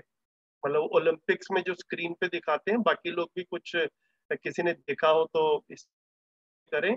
जैसे अगर किसी ने मतलब कुछ टाइम उसका 100 मीटर दौड़ने का आया तो उसको लिखते थे 10.1 सेकेंड या 9.6 सेकेंड। अभी आते आते जो है ना, पिछले 20 साल से 30 साल से, तो मेरे को अच्छे से ध्यान है, देखा है हमने, ये 2 प्लेसेस ऑफ डेसिमल्स तक चला गया है ना। अब जैसे आएगा तो 9.62 सेकेंड्स आएगा। यस, तो मैं कहना क्या चाह रहा हूँ कि अगर थोड़ा सा इतिहास में पहले जाएं तो घंटों में यहाँ तक की जो है ना गणना होती थी, फिर सेकंड्स तक होनी शुरू हुई, फिर सेकंड्स के 1 प्लेस तक, फिर सेकंड्स के 2 प्लेसेस तक, धीरे धीरे millisecond, microsecond, nanosecond, अभी आजकल डिजिटल में जाते हुए तो पता नहीं और कितना उसको जो है वो टाइम को हम उतना नैरोली, उतना प्रिसाइजली देखने की कोशिश कर रहे हैं। तो अब बाबा जी यहाँ पर कह क्या रहे हैं कि जितना हम टाइम को ऐसे नैरोली देखते हैं तो ऐसा लगता है कि वो एक मोमेंट जो है वो वर्तमान है और उससे पहले वाला जो था वो पास्ट था और उसके बाद वाला जो आएगा वो फ्यूचर आएगा। मतलब अगर हम बोले कि इस टाइम पे जो हम बात कर रहे हैं, तो इस टाइम पे जो हम बात कर रहे हैं, इतने में बात करते करते ये वाला टाइम निकल गया, अब आगे वाला टाइम आ गया। तो एक टाइम है जिसपे हम हैं, फिर उससे पहले वाला था उसको पास्ट कह रहे हैं और उसके बाद वाले को फ्यूचर कह रहे हैं। तो जितना हमने टाइम को नैरोली देखा तो हम उसमें घुसते गए, उसकी हमने स्टडी की और पास्ट को पास्ट माना और फ्यूचर को फ्यूचर माना। यहाँ पर मध्यस्थ दर्शन में कह रहे हैं अस्तित्व नित्य वर्तमान है। तो अब ये नित्य वर्तमान में क्या हो गया कि टाइम खत्म हो गया क्या? तो ऐसे टाइम खत्म हो गया ये वाली बात नहीं है, लेकिन वस्तुओं का एक निश्चित आचरण है। उस निश्चित आचरण को हम कंटिन्यूटी में देख पाते हैं, है ना? तो वो कंटिन्यूटी जो है वो उसकी तरफ ध्यान देना काफी जरूरी है। जितना हमने मैथमेटिकली टाइम को और वस्तुओं को देखने, ये विखंडन विधि से अणुबम बनाया गया जो बाबा जी कह रहे हैं, ये भी बेसिकली क्या किया गया कि एटम का विखंडन कर दिया है। जो ऑर्बिट्स में जो इलेक्ट्रॉन्स वगैरह थे उसको डीकम्पोज, उसको किसी तरीके से करके जो भी न्यूक्लियर रिएक्शंस है उसके साथ में एटम बॉम्ब बनाया गया। तो एटम का विखंडन किया गया, समय का विखंडन किया गया। तो विज्ञान में जो है जिस तरह से प्रिवेलिंग साइंस है, ये विखंडन विधि से जो है वो काफी चल रही है। तो एक वस्तु का आचरण उसकी पूर्णता में रहता है, तो उसकी पूर्णता को स्टडी करना जो है ना, होल को स्टडी करना, जो सोमप्रिया शिविर में कहते हैं ना होल टू पार्ट, है ना? तो होल को भी समझना है, संपूर्णता को भी समझना है और पार्ट को भी समझना है। तो साइंस में बात करते हुए जो स्पेशलाइजेशन की भी बात कहीं पर आती है, तो वो हमने पार्ट को ज्यादा महत्व दिया है और इन द प्रोसेस होल छूट गया है। मोटा मोटा अगर हम एसेंस में देखें तो इस तरफ इशारा कर रहे हैं और कह रहे हैं कि होल को समझना जो है, कंप्लीट को समझना, वो भी बहुत जरूरी है। जी भैया, बहुत बढ़िया।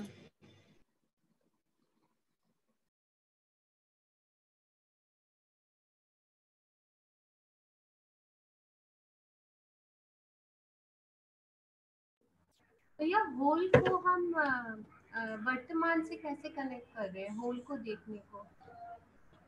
तो दीदी जैसे कि मेरा कुछ आचरण है, आपका कुछ आचरण है, इसको हम कंटिन्यूटी में देखते हैं या इसको हम मिली सेकेंड्स माइक्रो सेकेंड्स में देखते हैं? कंटिन्यूटी में देखते हैं। कंटिन्यूटी में, बस तो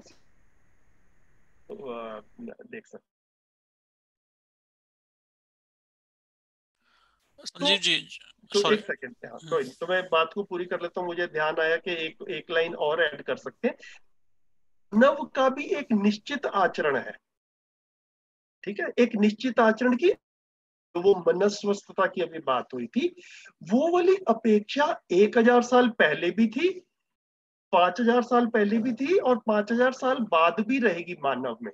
बेशक 5000 साल पहले मेरा शरीर ये वाला इस धरती पे नहीं था, आपका भी नहीं था, लेकिन जो भी मानव थे, है ना, तो ये वाली स्टडी कंटिन्यूटी में होगी। ये वाली स्टडी हमारे शरीर का पोस्टमार्टम करके या हमारे शरीर का विखंडन करके ये वाली स्टडी नहीं होगी।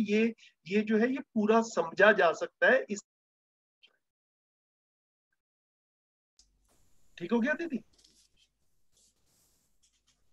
है ना? जो मानव विश्वास के साथ जीना चाहता है, मानव स्नेह के साथ जीना चाहता है, मानव सुख धर्मी है, ये जितने मूल्य हैं, सम्मान, स्नेह, विश्वास, सुख, है ना, जैसे इस मूल्य, ये यूनिवर्सल मूल्य हैं।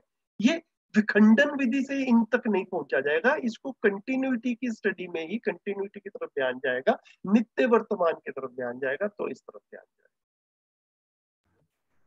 तो इसका मतलब हम उसको नहीं देखेंगे पास्ट, फ्यूचर, प्रेजेंट के फॉर्म में? नहीं देखेंगे, विखंडन नहीं करेंगे, सिर्फ इतनी। अब जब हम ये कह रहे हैं कि 5000 साल पहले भी मानव सुखी होना चाहता था, तो हम पास्ट को तो देख ही रहे हैं ना। ऐसा तो नहीं कह रहे कि पास्ट को इग्नोर कर देंगे। विखंडन का मतलब क्या हुआ भैया?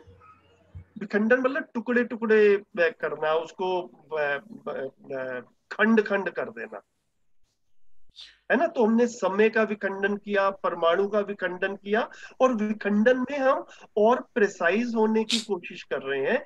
उस सारे प्रोसेस में जो अस्तित्व की कंटिन्यूटी है, जो होल था, वो छूट रहा है। ये जो है इशारा किया। यहाँ पर संजीव जी मेरे पास एक एनालॉजी है, जो हमारी एनिमेटेड मूवीज होती हैं, एनिमेटेड मूवीज, उसमें हम जब बनाते हैं तो एक एक फ्रेम बनाते हैं, बिल्कुल ठीक। और जब हम उनको रखते हैं साथ में तो जो उसको रखते हैं तो फिर वो एक हमें कंटिन्यूटी दिखाई देती है, और फिर हम उसमें जीवन और हम स्टोरी, और हमें वो अच्छा लगने लगता है। तो मुझे लग रहा है कि मतलब ये वही वाली बात है कि वो जो मूवमेंट है जिसकी हम बात कर रहे हैं, विखंडन, जो तो हम क्या कर रहे हैं, हम कोशिश कर रहे हैं उस प्रिसाइज मूवमेंट तक पहुंचने की, और हमारी जो साइंटिफिक जिस हिसाब से हम बढ़ रहे हैं, तो हम अपने उस प्रिसिशन को बढ़ाते हुए जा रहे हैं, जैसे आपने अभी कहा कि प्रिसाइज कर रहे हैं, तो हम ये पाएंगे कि एक्चुअली में जब हम इसको बिल्कुल उस मूल तक पहुंचेंगे, तो हम ये पाएंगे कि वो शून्य हो जाएगा। मतलब we can actually record up to the शून्य लेवल। तो जब शून्य हो जाएगा, जबकि वो ये कह रहे हैं कि वर्तमान तो कंटिन्यू, वर्तमान इससे जस्ट उल्टा है एक्चुअली। बिल्कुल तो बिल्कुल या बिल्कुल बिल्कुल ठीक बात है, बिल्कुल ठीक है ना। तो ये बाबा जी ने बड़े अच्छे से इन कुछ चीजों की तरफ ना ध्यान दिलाया है। उसके बाद में जैसे ही हमारा ध्यान जाता है तो हमारा उसके ऊपर अपने आप फिर शोध शुरू हो जाता है, हमारा उसके ऊपर मनन शुरू हो जाता है, हमारे ध्यान में वो चीजें रहती हैं, और फिर वो हमारी स्पष्टता उनकी अपने आप सोच सोच कर बनती है। ये जो है ये बहुत बढ़िया पूरा प्रोसेस लगा कि ऐसा नहीं है कि टीचर सब कुछ समझाएगा, टीचर ध्यान दिलाता है और हम उसके ऊपर सोचते हैं और फिर हमको समझ में आ जाता है। This is the process.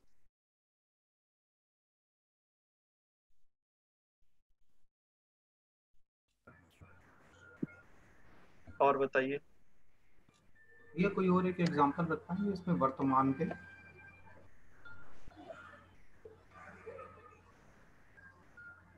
मतलब थोड़ा ना क्लियर नहीं हो पा रहा कि मतलब ये कंटिन्यूटी वाली चीज समझ में आ गई, मगर ये पास्ट को निगेट नहीं करना। बिल्कुल बिल्कुल। मगर प्रेजेंट में कौन सा ऐसा, जैसे किस प्रोसेस को जैसे कहेंगे, या टीचर ने अगर हमारे को ध्यान दिलाया और हम उसके बारे में शोध करेंगे या समझ बनाएंगे, उसमें समय लगेगा, तो उसको टाइम से कैसे हम वो करेंगे? थोड़ा सा एक बार क्लियर कर देंगे इसको। ये मेरे को पूरी चीज नहीं समझ आई। हाँ हाँ, कोई बात नहीं, कोई बात नहीं, कोई बात नहीं। तो मैं काफी बार ना इसको ऐसा देखता हूँ भैया कि मतलब जैसे हम ये अध्ययन क्रम में रहते हैं, तो काफी बार ना कोई ऐसी चीज रहती है जो जो पहली बार सुनने में ना, या उसके ऊपर 15 मिनट बात करने के बाद में भी अपनी स्पष्टता नहीं बनती है, या ऐसा लगता है कि बड़ा वेग सा ही है, कुछ पता भी नहीं चल रहा कि कैसे शुरू करें। लेकिन जब हम अध्ययन क्रम में रहते हैं, फिर उससे रिलेटेड और भी बातें धीरे धीरे करके आती हैं, और फिर जो है ना धीरे धीरे करके वो स्पष्टता बनती है। तो मैंने काफी बार ऐसा अपने में पाया भैया कि अगर मैं सोचूं कि किसी भी पॉइंट का या हर पॉइंट को मैं 15 मिनट में या 1 घंटे में मतलब वो क्लियर कर लूं, तो ऐसा वो क्लियरिटी काफी बारी नहीं बनती है। कई बारी हमारी समझने की सीमा रहती है, कई बारी समझाने वाले की भी अपनी सीमा रहती है। तो मैं भी शायद इसको इतनी स्पष्टता से अभी नहीं समझा पा रहा, मुझे भी ऐसा बात करते करते लग रहा है। तो अभी जितना है इसको ऐसा ही, इसको फेस वैल्यू पे ले लिया जाए, थोड़ा सा सोचा जाए, फिर आगे इसके बारे में और जिक्र आएंगे, रेफरेंसेस आएंगे, तो फिर उसके ऊपर तब देख लेंगे। ठीक है संजीव जी, मैं कुछ रखना चाहूंगा। हाँ, कोशिश कीजिए भैया। इस ताकि जैसे हाँ जी, बोलिए, आप बोलिए।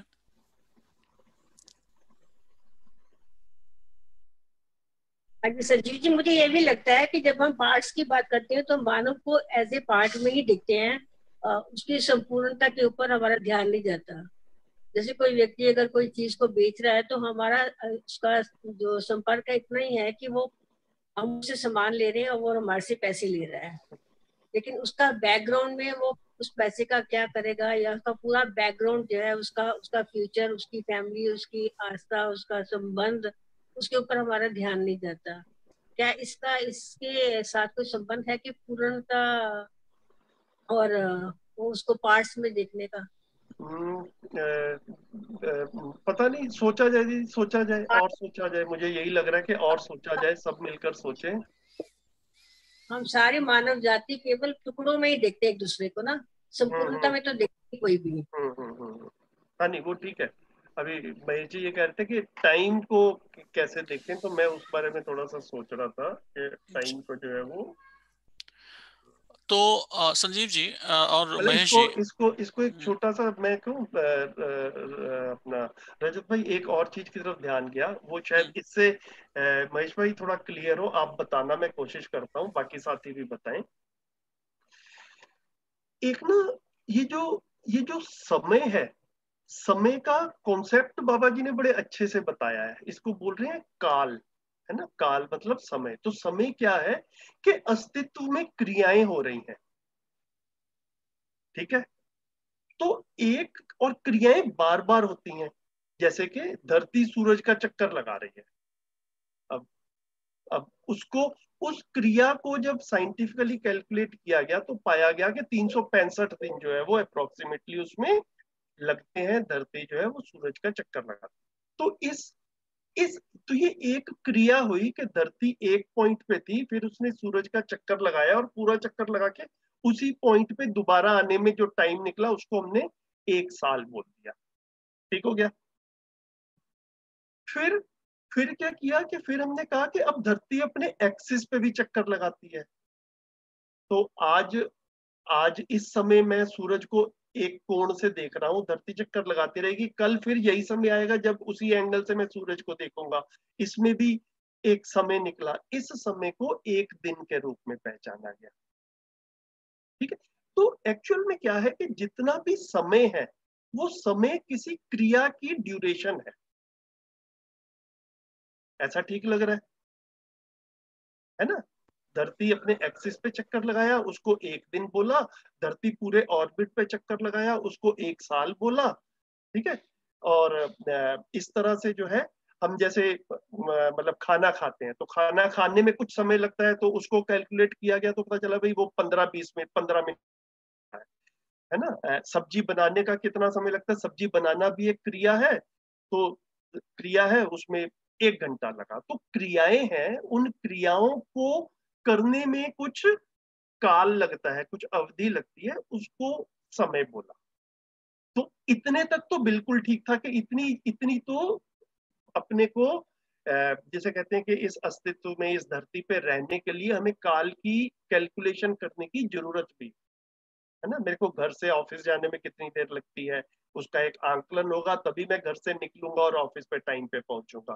तो ये विधि से ये सारा किया गया। अब बाबा जी ये कह रहे हैं कि धीरे धीरे करके ना हम उस काल को विखंडन करते करते करते करते, वो सेकंड्स, सेकंड्स के बाद में milliseconds, microseconds, nanoseconds, उस नैनो सेकंड्स में कुछ क्रियाएं नहीं हो रही हैं हमारे जीने से रिलेटेड। ये है ना। तो हमारा वो वर्तमान जो है वो उस समय में खो सा गया, मतलब इट गॉट लॉस्ट देयर। तो जितनी हमारी एक्टिविटीज हैं और जो साइंटिफिक रिसर्च के लिए जरूरत है, उनको मिली सेकेंड, माइक्रो सेकेंड में जाने की जरूरत है, वो जा भी रहे हैं, उसमें ठीक है, उसमें कोई प्रॉब्लम वाली बात नहीं।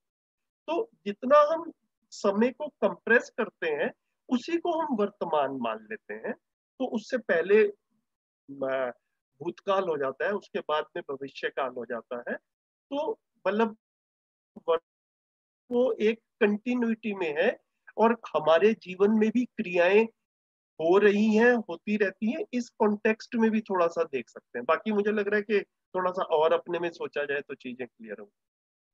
रजत भाई आप कुछ कह रहे थे। जी धन्यवाद संजय भाई।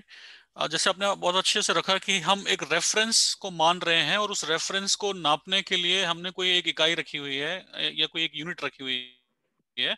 अब जैसे आपने बताया सोलर मतलब डिफरेंट डिफरेंट है। इनफैक्ट कभी कभी हम बात करते हैं सोलर ईयर्स की बात करते हैं, या जैसे अपने जो अध्यात्म है, हिंदू माइथोलॉजी है, उसमें हम एक ब्रह्म वर्ष की बात करते हैं।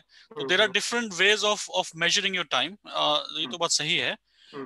कमिंग बैक टू वर्तमान, अगर हमसे ये पूछा जाए कि एक्चुअल में जिंदगी कहाँ पर है, जीवन कहाँ पर है, क्या उन पलों में है जब हम याद करते हैं, पीछे के पलों में जो जो हमारी मेमोरीज हैं, जो बचपन से लेके आज तक हमारे पास हैं, वो उनको हम जीवन मान रहे हैं, मतलब लाइफ मान रहे हैं, या हम जो फ्यूचर में प्लानिंग कर रहे हैं, क्या वो जिंदगी है, या क्या जिंदगी या जो पल है वो ये है कि जब मैं आपसे बात कर रहा हूँ, जो जो मोमेंट बाय मोमेंट फिसलता जा रहा है हमारे पास से, जैसे रेत के आप अपनी मुट्ठी में अगर रेत पकड़ लें और रेत को अगर मतलब छोड़ें तो वो मोमेंट बाय मोमेंट आपसे रेत जा रही है।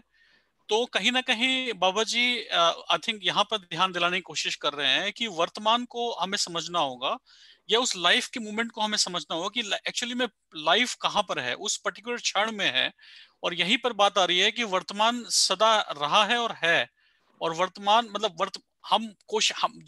मतलब आयरनी ये है मेरे लाइफ की, या मैं जो समझा है कि हम सब जगह रहते हैं, वर्तमान में नहीं रहते हैं एक्चुअली।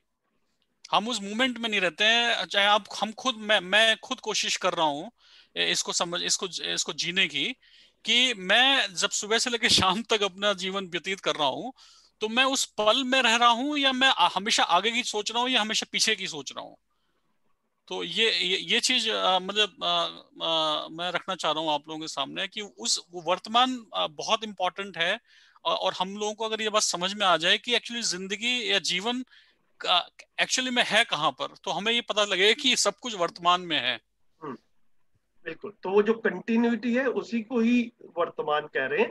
मैं संबंधों में कल भी जी रहा था, मैं संबंधों में अब भी जी रहा हूं, मैं संबंधों में कल भी जीऊंगा, है ना। इसको गणितीय विधि से कंप्रेस करने से कुछ निकलने वाला नहीं है कि अब वो मिली सेकेंड्स में कैलकुलेट कर लिया, सेकेंड्स में कैलकुलेट कर लिया, है ना। तो बेसिकली क्या है कि संबंधों में जीना आ जाए, मूल्यों का ज्ञान हो जाए, और वो जागृति जो है मैं जागृति तक पहुंचू और परंपरा में जागृति आ जाए, ये प्रयोजन है।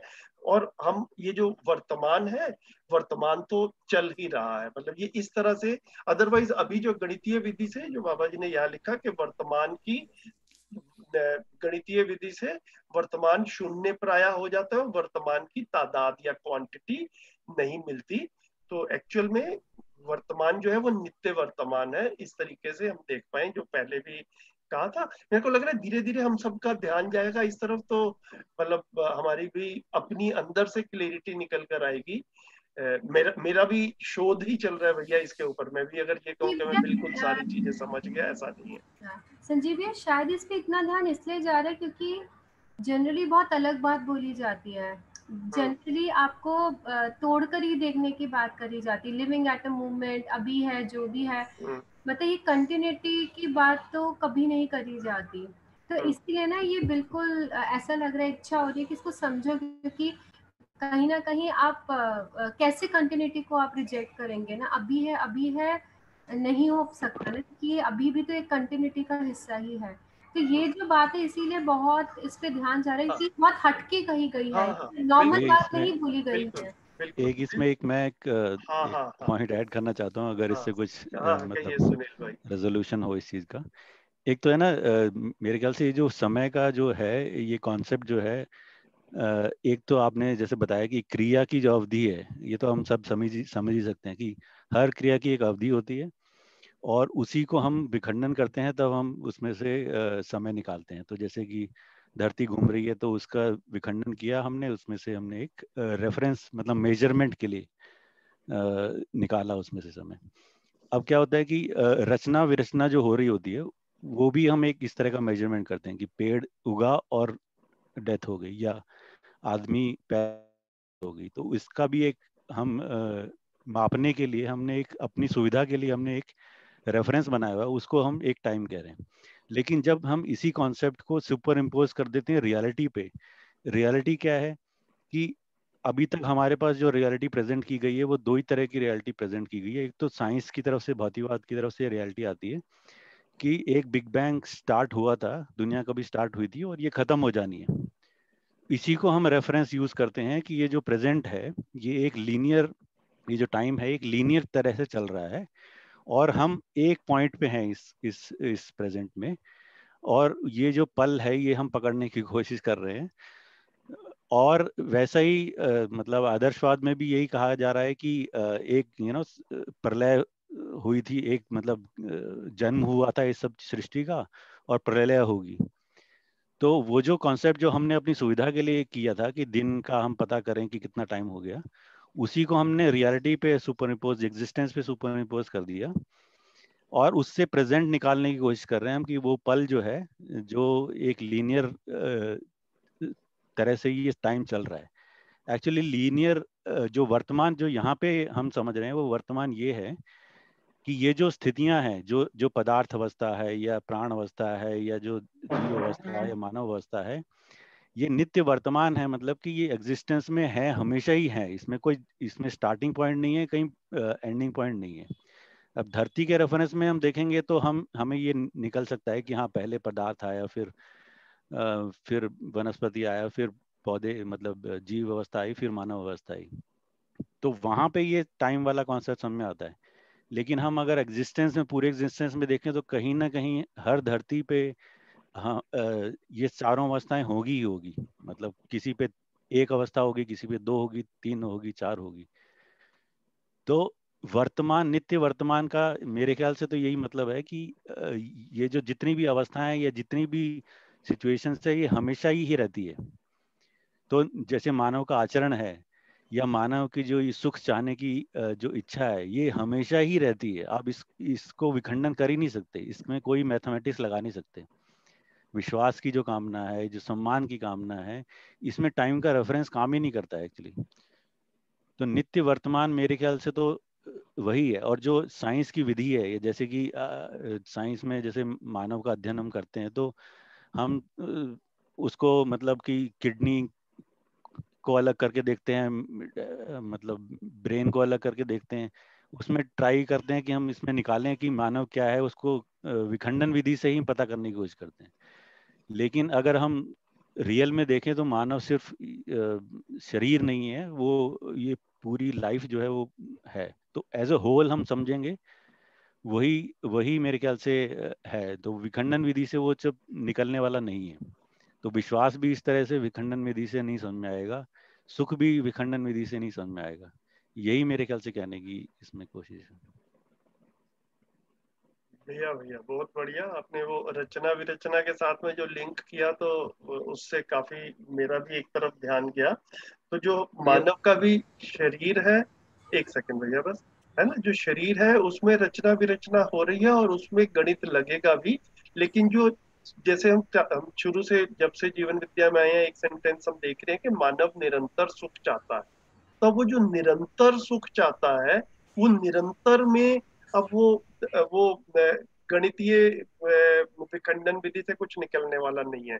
वो भूत वर्तमान भविष्य, वो एक कंटिन्यूटी में, तो जितने भी मूल्य हैं उनको जब हम सार्वभौमिक कह रहे हैं, तो सार्वभौमिक का मतलब ही है कि वो सार्वकालिक भी, हर काल में थे, है ना, पहले भी थे, आज भी हैं और भविष्य में भी रहेंगे। मानव में उन मूल्यों के साथ में जीने की चाहना।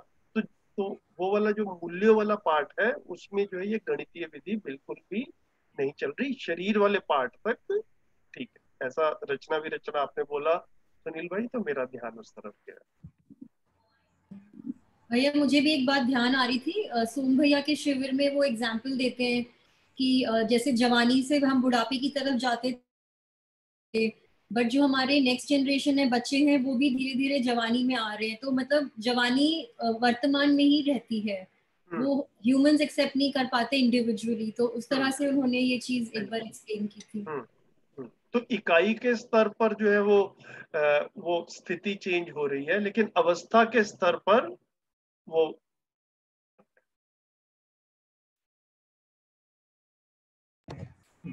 ये मेरे को एक छोटा सा पॉइंट ऐड करना था। बताइए। सब कुछ गैदर करने के बाद में सुनील भैया ने भी अच्छा समझाया, तो मेरे को एक ये समझ बनी कि जो भी यूनिवर्सली जो भी हो रहा है वो तो टाइमलेसनेस है उसके अंदर, उसमें टाइम नहीं है। टाइम का कॉन्सेप्ट तो हमारे स्तर पे है, हमारे लेवल पे है, और वो एक क्रिया वाली जो बात है वो बहुत इसके अंदर फिट बैठती है जो आपने बताई थी।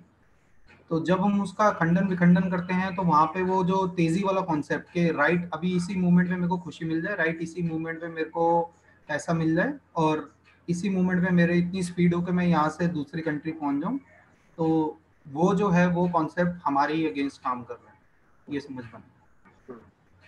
बढ़िया, बहुत बढ़िया। तो आप सब बधाई के पात्र हैं कि जीवन विद्या एक परिचय में जो बाबा जी का शिविर वाला पार्ट था पेज 86 तक का, ये हमने कंप्लीट कर लिया है आप सबके साथ में मिलके। और अब अगली बार से जब हम बैठेंगे तो बाबा जी के साथ में कुछ क्वेश्चन आंसर सेशंस हुए थे, आगे के 25-30 पेज जो है वो क्वेश्चन आंसर्स के, जैसे हमने ये पहले के शिविर वाला टाइम ये इसको स्टडी करके चर्चा की, ऐसे ही प्रश्न उत्तर की भी चर्चा अगले सैटरडे से शुरू करते हैं। बढ़िया, चलिए ठीक है, बहुत बढ़िया, धन्यवाद। थैंक यू, थैंक यू सभी को नमस्ते। थैंक यू सो मच, सभी को नमस्ते। थैंक यू भैया।